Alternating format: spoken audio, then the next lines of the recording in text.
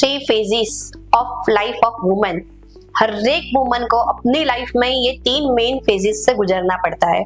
First is puberty phase, second is pregnancy phase and third is menopause phase. बाकी सारे intermittent phase थोड़े थोड़े आते हैं, बट ये 3 सबसे ज्यादा इंपॉर्टेंट फेज है बिकॉज उसके अंदर काफी हार्मोन्स में चेंजेस होते हैं और उसके कारण हमारी ओरल कैविटी में उसके कारण क्या क्या चेंजेस आते हैं, क्या क्या प्रॉब्लम्स आते हैं, उसके लिए हम क्या कर सकते हैं वो हम आज के वीडियो में डिस्कस करेंगे। First is puberty phase. Puberty phase में हमारे जो 2 मेन हार्मोन्स है जो कि एस्ट्रोजन एंड प्रोजेस्टेरोन, उसका लेवल काफी हाई हो जाता है। उसके कारण हमें कभी कभी मुंह में से बदबू आती है, मसूड़ों में से खून निकलता है, मसूड़े टच करते हैं तो उसमें दर्द होता है, उसमें सूजन आ जाती है। तो उसके लिए हमें क्या करना है?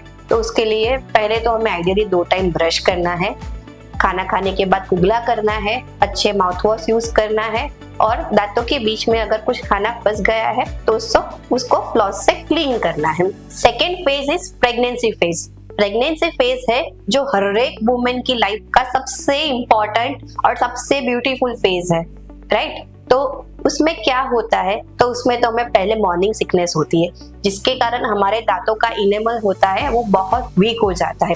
दूसरा, प्रेगनेंसी में हमें सुगरी फूड खाने की इच्छा बहुत ज्यादा होती है, उसके कारण हमारे दांतों में कैविटीज होने के चांसेस बहुत ज्यादा बढ़ जाते हैं।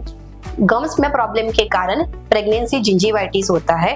अगर उसको अच्छे से ट्रीटमेंट मिल गई तो ठीक है, बट अगर नहीं मिलता है तो कभी कभी वो प्रेगनेंसी ट्यूमर्स में भी कन्वर्ट होता है और ये अच्छा हाइजीन मेंटेन नहीं होने के कारण कभी कभी हमारे जो बेबीज होते हैं उसमें प्रीटर्म बर्थ और लो वेट डिलीवरी का प्रॉब्लम्स भी आ सकता है। तो उसके लिए हमें क्या करना है? तो उसके लिए अगेन आइडियली अच्छे से ब्रश करना है, खाना खाने के बाद कुगला तो करना ही करना है, बट हर एक ट्राइमेस्टर में हमें डेंटिस्ट के साथ चेकअप करवाना है। सेकेंड ट्राइमेस्टर में हम डेंटल कोई भी ट्रीटमेंट करवा सकते हैं और आपको अच्छा विटामिन और फाइब्रस फूड खाना चाहिए। सुगरी फूड का इंटेक थोड़ा कम करना चाहिए।